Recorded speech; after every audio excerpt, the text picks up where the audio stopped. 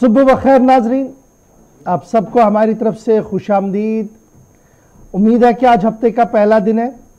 अगस्त सन 2022 की 16 तारीख है। छुट्टियां ख़त्म और आप रख्ते सफ़र बांध चुके होंगे जी, दफ्तर को जाने के लिए, कॉलेज यूनिवर्सिटियों को जाने के लिए, अपना काम करने के लिए। और हर दिन की सुबह जब आप तैयारियों में लगे रहते हैं, चाय की चुस्कियों के साथ होते हैं, तो हम आपको अपडेट करते हैं न सिर्फ देश दुनिया की खबरों से, बल्कि जम्मू कश्मीर पर हमारा खुसूसी फोकस रहता है, जहाँ से 70 से 80% खबरें हम आपको जम्मू कश्मीर की बताते हैं। ग्राउंड ज़ीरो पर जाकर आपको तजिया तबसरा भी करते हैं आपके साथ। और जब हम खबरों का तजिया तबसरा करते हैं तो कतअन भी हमारे जहन में ये नहीं होता कि हम तनकीद बराए तनकीद कर रहे हैं, बल्कि हमारी ये नज़र होती है कि हम तनकीद बराए तामीर कर रहे हैं। क्योंकि जब आप निशानदेही करते हैं किसी गलती की, किसी कोताही की, तो वो एक पॉजिटिव मैनर में जाना चाहिए, न कि एक नेगेटिव वाइब उससे लेनी चाहिए। और जिस तरीके का रिस्पॉन्ड आप हमें कर रहे हैं, जिस तरीके की मोहब्बत आप हमें साल से दे रहे हैं, और इस शो को अभी तक नंबर 1 शो बना चुके हैं आप, मुझे उम्मीद है कि मुस्तकबिल में भी आप हमारा साथ देते रहेंगे। और हर पल की तरह और हर दिन की तरह आज भी आप हमारे साथ हमारी राब्ता साइट फेसबुक पर ज्वाइन करेंगे, जहाँ पर लाइव नशरियात शुरू हो गई है। आप हमारे साथ ज्वाइन करेंगे यूट्यूब, इंस्टाग्राम और क्यू पर भी, जहाँ पर आप वक्फे से जम्मू कश्मीर और मुल्क की हर छोटी बड़ी खबर से बाखबर रहेंगे। और अगर आप तजिया तबसरा लिखते हैं, पढ़ते हैं और ख़बरों से बाखबर रहना चाहते हैं, तो आप हमारी ऑफिशियल वेबसाइट www.gulistannews.in पर भी लॉगिन कीजिएगा। वहाँ पर दोनों तरफ से आप खबर देख भी सकते हैं, खबर सुन भी सकते हैं और पढ़ भी सकते हैं। यानी टेलीविज़न का जो लाइव ट्रांसमिशन है, ये आप वेबसाइट पर भी देख सकते हैं, पॉडकास्ट के ज़रिए से आवाज़ भी आप सुन सकते हैं। और अगर आप रिस्पॉन्ड करना चाहते हैं तो ज़रूर हमारी वेबसाइट पर आकर अपनी आरा से हमें ज़रूर आशना कीजिएगा, बताइएगा कि मज़ीद इन प्रोग्रामों को कैसे बेहतर बनाया जाए। न सिर्फ इस ट्रांसमिशन को जो सुबह 10 बजे तक आप देखेंगे, बल्कि गुलिस्तान न्यूज़ से शाया होने वाले, जारी होने वाले, ब्रॉडकास्ट होने वाले हर एक प्रोग्राम पर आपकी गहरी नज़र रहती है। और आज यही दर्दमंदाना दरख्वास्त कि आप हर प्रोग्राम के बारे में हमें अपडेट करें, ताकि हम आपकी उमंगों के मुताबिक, आपकी आराओं के मुताबिक प्रोग्राम को आगे बढ़ाएं। फिलहाल बढ़ते हैं आगे और प्रोग्राम का करते हैं आगाज़।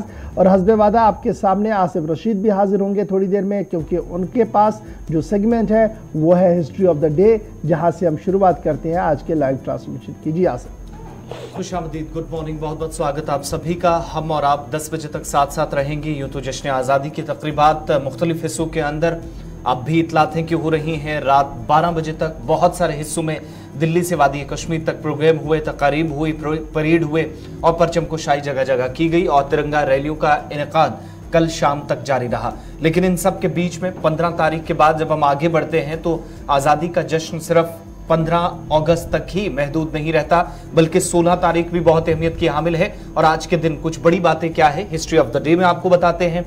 आगाज इसी के साथ करते हैं प्रोग्राम का कि आज का दिन इतिहास में क्या है, 16 अगस्त की तारीख क्या बताती है। 622 ईस्वी में आज के दिन हजूर अक़दस सल्लल्लाहु अलैहि वसल्लम ने मक्का से मदीना हिजरत की। अंग्रेजी कैलेंडर के मुताबिक आज का दिन ये आता है जब आप इसको इस्लामिक कैलेंडर से अलग करके अंग्रेजी कैलेंडर के आज की तारीख देखते हैं तो 16 अगस्त की आती है 622 ईस्वी में। साल 2018 में ठीक आज से 4 साल कबल भारत के साबिक वज़ीर आज़म और मारूफ राइटर कह लीजिए, बीजेपी के सीनियर या कद्दावर लीडरान में एक अटल बिहारी वाजपेयी का 93 साल की उम्र में नई दिल्ली के अंदर इंतकाल हुआ। आज चौथी बरसी है। थोड़ी देर में आपके सामने तस्वीरें भी रखेंगे कैसे उन्हें आज खराज अकीदत पेश किया जा रहा। लेकिन 16 तारीख इसलिए भी काफी अहमियत के हामिल क्योंकि मुल्क ने एक कद्दावर शख्सियत आज के दिन खो दी थी साल 2018 में। 1947 में आज ही का दिन था जब बरतानवी दारुल इशराफ ने कानून आज़ादी हिंद पास किया, यानी अंग्रेज 14 और 15 की दरमियानी शब को हिंदुस्तान छोड़कर चले गए थे, लेकिन असली जो कानून बनाना था, आज़ादी हिंद जिसका नाम था, उसको आज के दिन पास किया गया। 16 तारीख 1947 को वो बना। और 1946 में आज ही के दिन बंगाल के अंदर, जिसे अब वेस्ट बंगाल आप कहते हैं, जबरदस्त फसादात हुए जिसमें हजारों लोगों ने अपनी जानें गंवा दी। और ये तब की बात है जब आज़ादी से ठीक 8 महीने पहले बंगाल के अंदर भी मुजाहिदीन आज़ादी ने एक नई किस्म की आग लगा दी थी। और 16 तारीख को इस दिन को भी बदतरीन दिन के तौर पर याद किया जाता है बंगाल के अंदर, खास तौर पे जहां पर फसादात में हजारों लोगों ने अपनी जान गंवा दी, अंग्रेज हुक्मरानों के साथ लड़ते लड़ते भी। 1913 में आज ही के दिन जहां टोक्यो यूनिवर्सिटी जापान की पहली ऐसी जामिया बनी, यानी ऐसी यूनिवर्सिटी थी जिसने खवातीन को दाखिला दिया। 16 तारीख को खवातीन ने बाकायदा स्टडीज का आगाज किया है किसी यूनिवर्सिटी में। शुरुआत टोक्यो जापान से हुई। यूनिवर्सिटी ऑफ टोक्यो ने सबसे पहला ऐसा कोई कदम उठाया 1913 में आज के दिन। 1967 में गुल यास्मीन को पाकिस्तान का कौमी फूल करार दिया गया। 16 अगस्त साल 1967 को नेशनल फ्लावर ऑफ पाकिस्तान। इसके अलावा 1906 में जनूबी अमेरिकी मुल्क चिली में शदीद जल्जले ने आज ही के दिन 20,000 लोगों की जानें ली और 117-116 बरस के आसपास इस वाक़े को भी हो चुके हैं। तो सानहे को भी चिली के अंदर याद किया जाता है। इसके बाद भी 3 से 4 मरतबा तबाहकुन जल्जले चिली के अंदर आए। जनूबी अमेरिका का ये मुल्क है, छोटा सा हिस्सा है, आबादी कम थी लेकिन नुकसान काफी ज्यादा। 1906 में 16 अगस्त के जो जल्जला आया आज के दिन उठाना पड़ा था। 1979 में इराकी जनरल अहमद हसन अल बकर ने आज के दिन इस्तीफा दिया और सद्दाम हुसैन बरसरे इख्तिदार आए। यानी ठीक आज से आप पीछे चले जाएंगे तकरीबन 40-45 साल कबल। 1979 का साल था, वो दौर था, तारीख थी 16 अगस्त की, जब इराक के उस वक्त के फौजी जनरल जो हुक्मरानी भी कर रहे थे अहमद हसन अल बकर, जिनने मुस्ताफी होने का ऐलान किया और सद्दाम हुसैन इक्तदार में आए और उसके बाद सदर, फिर फौजी जनरल, बहुत सारा उनने इसी तरीके से आगे बढ़ते बढ़ते काफी तरक्की भी की। तो ये आज के दिन की बड़ी बातें थी। 16 अगस्त को क्यों याद किया जाना चाहिए, क्यों नहीं। और हिस्ट्री ऑफ द डे में दूसरा ही पॉइंट हमने आपको बताया था कि साबिक वज़ीर आज़म अटल बिहारी वाजपेयी साहब को आज याद किया जा रहा है क्योंकि आज के दिन 2018 में उनका इंतकाल हुआ था। तो सुबह सुबह उन्हें खराज अकीदत भी पेश किया जा रहा है और प्रोग्राम का आगाज इशफाक किसी खबर के साथ करते हैं। साबिक वज़ीर आज़म और भारतीय जनता पार्टी के कद्दावर नेता की बरसी आज है और इस सिलसिले में आप देख सकते हैं कि अलल सभा आज साबिक सदर रामनाथ कोविंद, उसके बाद लोकसभा के स्पीकर ओम बिरला, भारतीय जनता पार्टी के कौमी सदर जेपी नड्डा सबसे पहले वहां पहुंचे और उन्होंने अटल बिहारी वाजपेयी की समाधि पर फूल डाले। उसके बाद दुआया मजलिस में भी उन्होंने वहां पर शिरकत की। इसके फ़ौरन बाद वज़ीर आज़म साहब को भी आप देख रहे हैं, वज़ीर आज़म साहब वहां पर पहुंचे और उन्होंने अपना गुलाह अकीदत साबिक वज़ीर आज़म अटल बिहारी वाजपेयी को उनकी बरसी पर किया है। और साथ साथ खबर ये भी है कि वज़ीर दिफा, वज़ीर दाखिला, सदर हिंद, नायब सदर हिंद के अलावा भारतीय जनता पार्टी के कई कद्दावर नेताओं ने सुबह से ही अटल बिहारी वाजपेयी के उस मरकज़े के पास पहुंचना शुरू कर दिया जहां पर आज की ये तकरीब थी और कुछ देर वहां पर रुककर दुआया मजलिसों का भी एहतमाम किया जा रहा है। इधर भारतीय जनता पार्टी जम्मू कश्मीर की तरफ से भी आज खुसूसी प्रोग्राम किए जा रहे हैं जहां पर साबिक वज़ीर आज़म और भारतीय जनता पार्टी के कद्दावर नेता अटल बिहारी वाजपेयी को खराज अकीदत पेश किया जाएगा। तो ये सुबह से तस्वीरें हैं जी जो अभी आप देख रहे हैं। द्रौपदी मुर्मू साहिबा वहाँ पर पहुँच चुकी है। उसके बाद जगदीप धनखड़ साहब जो नायब सदर है, उससे पहले क्या बोलते हैं वज़ीर आज़म साहब वहाँ पहुँचे। फिर दीगर लोगों की तरफ से भी लगातार जो है वो वहाँ पर आना शुरू हो गया और साबिक वज़ीर आज़म को खराज अकीदत जो है वो पेश किया जा रहा है। और ये दिल्ली के अंदर इस वक्त की तकरीब आप देख रहे हैं जहाँ पर थोड़ी देर पहले वज़ीर आज़म से लेकर सदर हिंद और सदर हिंद से लेकर भारतीय जनता पार्टी के कई छोटे बड़े नेताओं और कारकुनों की आमद का सिलसिला लगातार वहाँ पर जारी है। तो इस खबर के साथ हम बढ़ते हैं जी आगे। ज़रा बात जम्मू कश्मीर की भी आपके सामने रखते हैं और बात करते हैं जम्मू कश्मीर के कौमी शाहरा की NH-44 की, क्योंकि आपको याद होगा कि बारिशें हुई थी, बारिशों की वजह से कई मकामात पर पस्सियाँ गिराई थी और तकरीबन 10 से 11 घंटे तक शाहरा को साफ करने का काम शुरू हुआ, जिसके बाद आज एक उम्मीद की किरण इस कौमी शाहरा पर नजर आ रही है। सुबह से मतला आलूद होने के बावजूद भी, कई मकामात पर बूंदाबांदी होने के बावजूद भी श्रीनगर जम्मू कौमी शाहरा पर गाड़ियों की आवाजाही इस वक्त लगातार जारी है। और इसके साथ साथ जो कल हमने देखा था, निहार था, कैफेटेरिया मोड़ था या दीगर मकामात रामबन से बानिहाल के बीच में थे जहां पर इस तरीके का माहौल था, वहां पर सिक्योरिटी जो एस्टैब्लिशमेंट के लोग हैं और साथ साथ जो वर्किंग एजेंसीज हैं उन्होंने अनथक मेहनत की, कोशिश की ताकि इस रास्ते को जो है वह खोल दिया जाए। तो फिलहाल ट्रैफिक कंट्रोल यूनिट की तरफ से भी इस बात की इतला दे दी गई है कि श्रीनगर जम्मू NH44 जिसे आप कह रहे हैं, जहां पर लगातार शूटिंग स्टोन्स आ रहे हैं, उसको ट्रैफिक के लिए खोल दिया गया है। कोशिश की जा रही है कि दरमांदा गाड़ियां और नई गाड़ियों को चलने की इजाज़त दी जाए और उसके साथ साथ मुगल रोड जो हमारा है उसे भी गाड़ियों की आवाजाही के लिए फिलहाल खुला छोड़ दिया गया है। कल भी हमने देखा था कि जहां श्रीनगर जम्मू NH44 रामबन पर बंद हो गया था, तो लेकिन मुगल रोड ने शाहराह को खुला रखा था और मुगल रोड से गाड़ियों की आवाजाही लगातार चल रही थी। तो इस वक्त दोनों शाहराहों पर लगातार गाड़ियों की आवाजाही जारी है।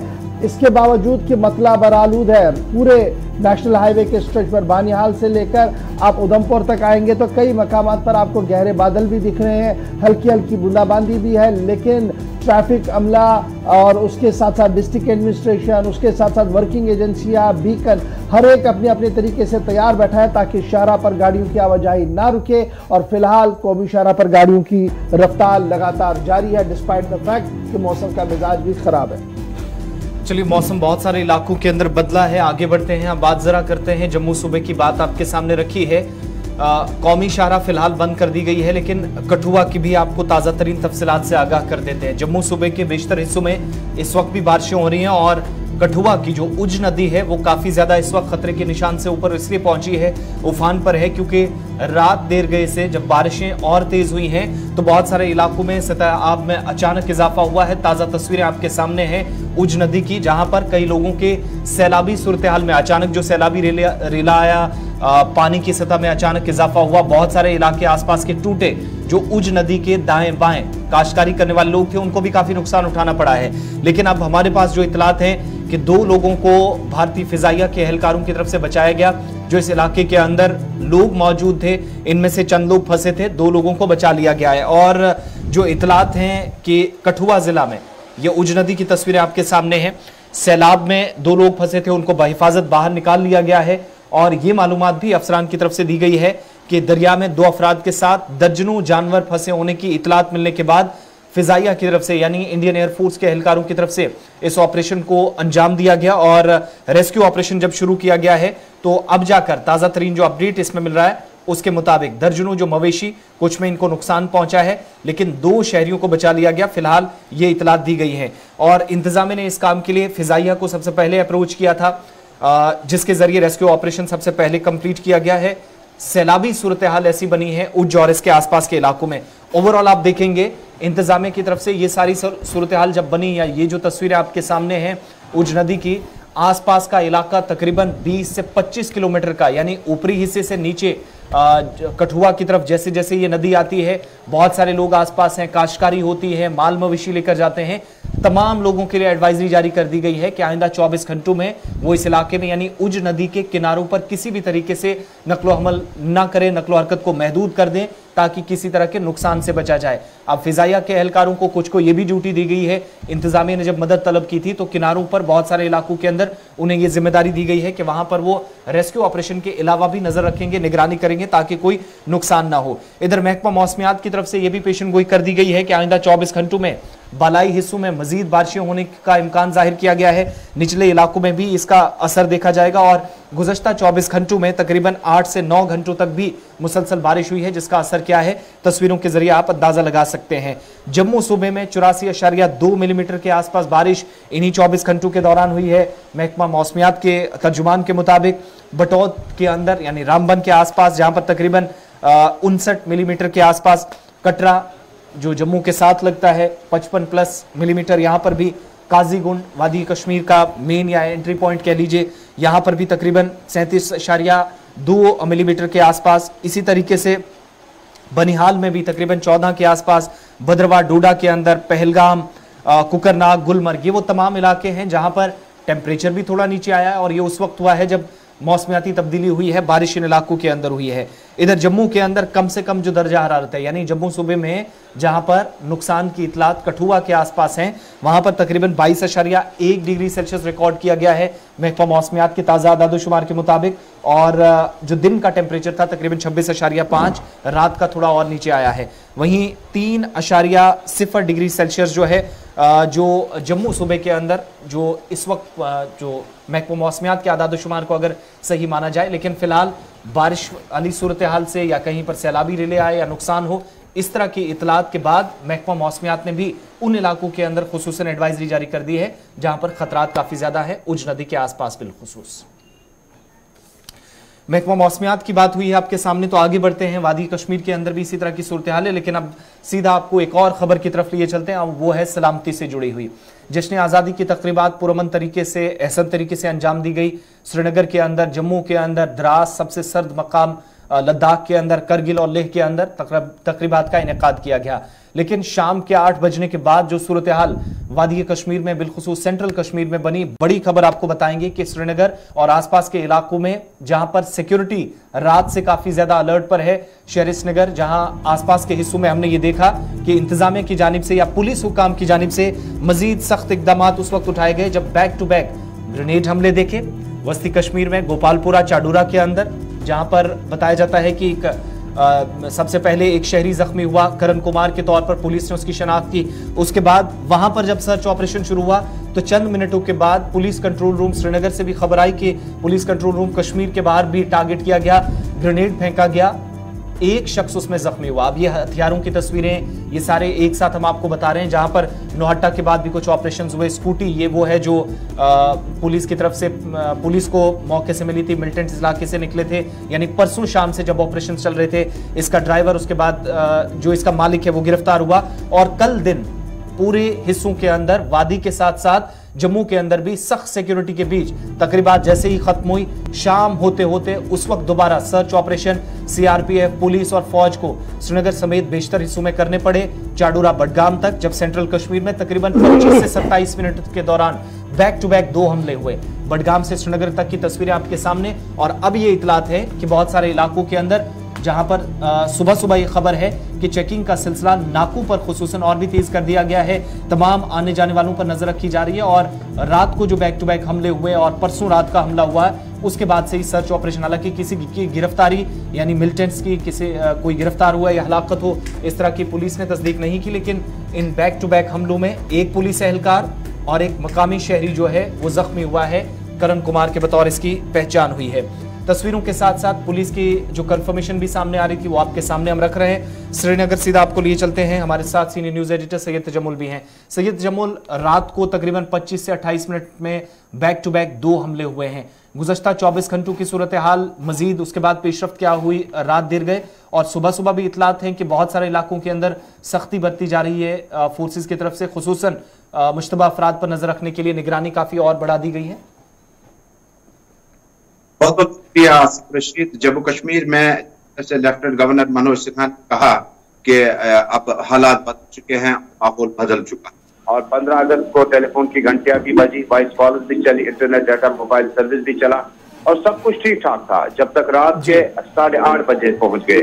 और 8:30 बजे पहुंचते पहुंचते सेंट्रल कश्मीर तहसील चाडूरा जिला बडगाम के उस इलाके में जहां पे गोपालपुरा में हिंदू कम्युनिटी रहाइश पजीर है, वहां पर हथगोला फेंका गया और इस हथगोले में एक जवान जो है वो जख्मी हुआ। मकामी लोगों के मुताबिक बड़ी तादाद में जो है बाद में आस पड़ोस इलाकों से उस घर की तरफ लोग रवाना हुए। और प्राइम मिनिस्टर के साथ साथ होम मिनिस्टर के उस वादे को कि जम्मू कश्मीर में आपको अब कोई परेशानी की जरूरत नहीं है। अहल खाना बता रहे हैं कि हिंदू कम्युनिटी पे इस तरह से हैंड ग्रेनेड हमले, टारगेट किलिंग जो है, ये एक कहानी का रुख है 15 अगस्त की रात का। यहाँ पर सही तजम्मुल, मैं एक चीज और क्लियरेंस चाहूंगा आपसे। जब हम बडगाम की बात करते हैं तो इसी चाडूरा के आसपास के बेल्ट में चंद दिन पहले भी एक मुश्तबे धमाका हुआ था और वो भी माइग्रेंट कॉलोनी के आसपास हुआ था। और उस वक्त भी जो वहाँ पर रिहाइश पजीर कश्मीरी पंडित थे, उन्होंने काफ़ी गहरे सवाल उठाए। एसएसपी बडगाम वहाँ पहुँचे, बीडीएस पहुँचा और उन्होंने अपने तरीके से इन्वेस्टिगेट करने की कोशिश की और एफआईआर भी दर्ज हुई। आज गोपालपुरा चाडूरा में रात देर गई, ये दूसरा इंसिडेंट हुआ है। तो किस तरीके से माइनॉरिटी कम्युनिटी जो अभी भी रिहाइश पजीर वहाँ पर है, इस सिक्योरिटी सिनेरियो और सोशो सिनेरियो को देख रहे हैं कि सिक्योरिटी सिनेरियो तो अपनी जगह है ही, लेकिन जो तालमेल है, क्या उस तालमेल में कोई रखना है या अभी भी वो बरकरार है? उन्हें इत्मीनान है कि हालात बेहतर होंगे और वो यहाँ पर रह पाएंगे? देखिए इशफाक साहब, जिस वक्त आप शेखपुरा माइग्रेंट कॉलोनी से लेकर गोपालपोरा के इस हिंदू कम्युनिटी जो चंद घर यहाँ रिहाइश पजीर हैं, इन्होंने जम्मू कश्मीर से जाने का कभी फैसला नहीं किया। यही वजह है कि जब इन खवातीन की कल वहां पर उन्होंने जो अपना वीडियो जारी किया था जो रात के वक्त में आया, तो वो कह रहे हैं कि होम मिनिस्टर और प्राइम मिनिस्टर के आश्वासन के बाद उन्होंने कहा कि गुज़श्ता 30 वर्षों में उनका बाल तक बांका किसी ने नहीं किया। लेकिन ये जो हैंड ग्रेनेड अमूमन फोर्सेज यहाँ डिप्लॉयमेंट पर फेंके जाते हैं, अब इंसानी बस्तियों में हैंड ग्रेनेड फेंकना है, उसके बाद इन माइनॉरिटीज का यानी हिंदुओं के घरों तक हैंड ग्रेनेड फेंकना एक बड़ा सवाल या निशान है। लेकिन जिस वक्त इन्होंने दहाई लगाई कि पहले जो सरकारी मुलाजमीन है उनके तबादले किए जाएं, जो लेबरर हैं उनके बारे में कहीं ना कहीं सरकार को कोई व्यवस्था करनी चाहिए थी। लेकिन हैंड ग्रेनेड फेंकने वाले और हैंड ग्रेनेड किस इरादे से फेंके गए हैं, इसका पुलिस इन्वेस्टिगेशन पार्ट में बड़ा अहम रोल होगा कि आखिर, क्योंकि आपने अभी तस्वीर में दिखाया कि अभी नावटा में हमला हुआ नहीं, स्कूटी वाला भी पकड़ा गया, स्कूटी भी जब्त की गई, वो पुलिस के मुताबिक हथियार फेंक कर चले गए थे। बडगाम डिस्ट्रिक्ट बड़ा सेंसिटिव बनता जा रहा है, क्योंकि गोपालपोरा के साथ साथ चाडरा के ऊपरी इलाके अमरीन पथ से आप शुरू कीजिएगा, क्योंकि ये वही बैलेट है जहां पर TV artist, social media sensation Amreen Bhatt को घर के अकब में गोली मार दी गई है। यानी ये जो एरिया है, इसमें जम्मू कश्मीर पुलिस आज का मैं आपको बताता हूँ कि एसडीपीओ, डीवाईएसपी और उसके बाद senior supreme police Tahir Salim साहब की क़यादत में गश्त, पेट्रोलिंग वगैरह बढ़ा दी गई है और आश्वासन दिलाया गया है इन हिंदू कम्युनिटीज को इन हमलों से उनके इरादे जो है बदल नहीं चाहिए, बल्कि उन्हें अपनी सरजमीन पर जम्मू कश्मीर में आराम से अपनी जिंदगी गुजारनी चाहिए। चलिए, जब सिक्योरिटी के हवाले से बात हो रही है तो आप हमारे साथ रहिएगा, क्योंकि और भी बात करनी है। लेकिन कुल मिलाकर आप देखेंगे कि जो जख्मी एहलकार था, एक पुलिस एहलकार पीसीआर कश्मीर पर शामदेर गए की तस्वीरें आपके सामने हैं और उसके बाद कार्रवाई आगे बढ़ी, सर्च ऑपरेशन रात भर चलता रहा। इसमें भी एक पुलिस बयान के मुताबिक माइनर इंजरीज आई एक जवान को, और बडगाम के अंदर जो इससे पहले अटैक हुआ था वहां पर भी करण कुमार नामी शहरी जो जख्मी हुआ था, उसकी हालत भी, दोनों की हालत फिलहाल मुस्तकिल बताई गई। बर्तन जी आगे एक और अहम बड़ी खबर है, क्योंकि सिक्योरिटी सिनेरियो के हवाले से हम आपको अपडेट कर रहे हैं, तो बात जरा करते हैं महकमा दाखिला के एक और बड़े फैसले की। विलेज डिफेंस गार्ड स्कीम को दोबारा से जम्मू कश्मीर के अंदर मुतारफ करा दिया गया है और आज से इस हुक्मनामे का निफाज अमल में लाया जा रहा है। और ये विलेज डिफेंस स्कीम जो है, ये सिर्फ और सिर्फ इंतहा पसंदी और दहशतगर्दी को कमज़ोर करने के लिए उन इलाकों के अंदर कायम की जाएंगी जो इंतहाई हसास इलाके माने जा रहे हैं, ताकि माजी में भी जिस तरीके से विलेज डिफेंस कमेटियों ने, और आज इनका नाम तब्दील करके विलेज डिफेंस गार्ड कर दिया गया है, इन्होंने अहम रोल भी निभाया है, सुर्खियों में भी रहे हैं। ताहम आज से बाज़ाब्ता तौर पर मरकजी वजारत दाखिला की मंजूरी के बाद पुरानी स्कीम को दोबारा से मुतारफ कराया गया है चंद अहम और बुनियादी तरमीमों के साथ। और यह स्कीम आज से पूरे जम्मू कश्मीर के अंदर नाफिजुल अमल रहेगी और जो गार्ड इसमें भर्ती किया जाएगा उसको मॉनिटरी बेनिफिट्स जो होंगे वो कुल मिलाकर 4,000 रुपया हर माह दिया जाएगा। मेंबर विलेज डिफेंस कमेटी जो थी पहले, विलेज डिफेंस ग्रुप जो है, इसे डेजिग्नेट किया गया है जी विलेज डिफेंस गार्ड के तौर पर, यानी आज से इसका नाम विलेज डिफेंस गार्ड होगा। मरकजी वजारत दाखिला ने जो खत किताबत जम्मू कश्मीर इंतजामिया के साथ मार्च के आखिरी हफ्ते में की थी, उसकी मंजूरी के बाद अब कुल मिलाकर ये ग्रुप जो है ये बनाया गया है और ये डिफेंस ग्रुप जो है ये गांव के अंदर उसी तरीके से काम करेगा जिस तरीके से विलेज डिफेंस कमेटियां किया करती थी। इनमें 2 ग्रुप बनाए गए हैं, V1 कैटेगरी का ग्रुप है और V2 कैटेगरी का ग्रुप है, और दोनों जो है वो रिपोर्ट करेंगे कंसर्न एसपीज को और एसएसपीज को। जो कम्युनिकेशन जम्मू कश्मीर इंतजामिया की तरफ से जारी कर दिया गया है उसमें भी इस बात की वजाहत कर दी गई है कि तमाम तर लोग जो होंगी वो कंसर्न एसपीज को जो है वो अपना रिपोर्ट करेंगे। सही तजम्मुल बड़ा इंपॉर्टेंट है। पहले विलेज डिफेंस कमेटियां और साबिका हुकूमत में विलेज डिफेंस कमेटियों पर काफी हंगामा असेंबलियों के अंदर, और अब उस विलेज डिफेंस कमेटी को डिजिग्नेट करके दोबारा से देखने के बाद विलेज डिफेंस गार्ड बनाया गया है। और खबर यह है कि इस हुक्मनामे को आज से पूरे जम्मू कश्मीर के अंदर नाफिजुल अमल कर दिया गया है। बिल्कुल, देखें विलेज डिफेंस गार्ड की जहां तक बात है, चूंकि विलेज डिफेंस कमेटीज अमूमन जो है खतरतीर पंचाल, और चूंकि जम्मू कश्मीर में 87 के बाद जो माहौल बना है और उससे इस तरह से सिक्योरिटी के एतबार से काफी हसास माना जाता है। लेकिन अब इनकी जो माहाना मुशायरा तय की गई है, कैटेगरी ए में जो होंगे उन्हें 4500, कैटेगरी सेकंड में जो होंगे उन्हें 4,000 रुपया, माहाना तौर पर मिलेंगे और न सिर्फ उन्हें उन वीआईपी एरिया में अपनी ड्यूटी देनी होगी जहां पर ऑलरेडी प्रोटेक्टेड पर्सन और पब्लिक रिप्रेजेंटेटिव रहते हैं, लेकिन अब की बार इनका दायरा बढ़ा दिया गया। तकरीबन होम मिनिस्टर से जो ऑर्डर किया गया है उसमें इन्हें वायरलेस सेट निजाम से जोड़ा जाएगा जो सिर्फ जम्मू कश्मीर पुलिस इस्तेमाल करती थी।